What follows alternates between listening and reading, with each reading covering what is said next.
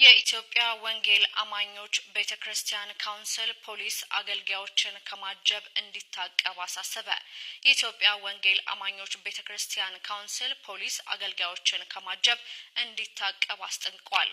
ካውንስሉ በትናንትናው ዕለት የተለያዩ ጉዳዮችን አስመልክቶ በሰጠው መግለጫ ኮንፈረንስን አስመልክቶ በጦር መሳሪያ አንድን አገልጋይ ማጀብ እንደ ወንጌል አማኝ በፍጹም ተቀባይነት የሌለው ከአስተምሮትም ውጭ ሲል ገልጾታል። የካውንስሉ ጽህፈት ቤት ኃላፊ የሆኑት ፓስተር ጌትነት ለማ በሰጡት መግለጫ የመንግስት አካላት ለአንድ አገልጋይ ፖሊስ አሰልፈው መሳሪያ አስታጥቀው አጀብ ፈጥረው ግርግር በማድረግ የሆነ አካል ወደ ከተማው የገባ የሚያስመስለው ልምምድ ተገቢ እንዳልሆነም ተናግረዋል። እንደዚህ አጀብ ስላደረጋችሁ ለወንጌል አማኞች ክብር አይደለም።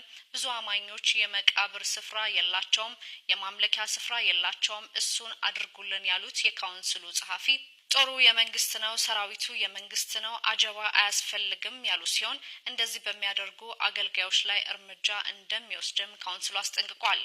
አጀባው ትርጉም አልባ ነው፣ ከመጽሐፍ ቅዱስ አስተምሮት ውጪ ነው ያሉት ፓስተር ጌትነት በጦር መሳሪያ መታጀብ ትርጉሙ ሌላ ነው፣ ፍርሃት ሲኖር ነው መታጀብ የሚመጣውም ብለዋል።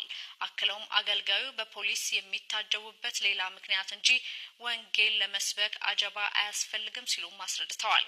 በተደጋጋሚም እንደዚህ የሚያደርጉ አገልጋዮች በጽሁፍ በአካል ማስጠንቀቂያ ሰጥተናል፣ በቅርቡ እርምጃ መውሰድ እንጀምራለን ሲሉም በመግለጫው ተናግረዋል።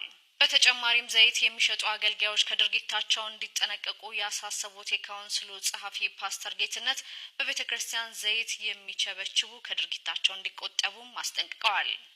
ኮንፈረንስን አስመልክቶ ሲካሄድ የሚደረግ አጀብ በጦር መሳሪያ ታጅቦ ወደ ከተማ የሚገባ ሁኔታ ይሄ የወንጌል አማኞች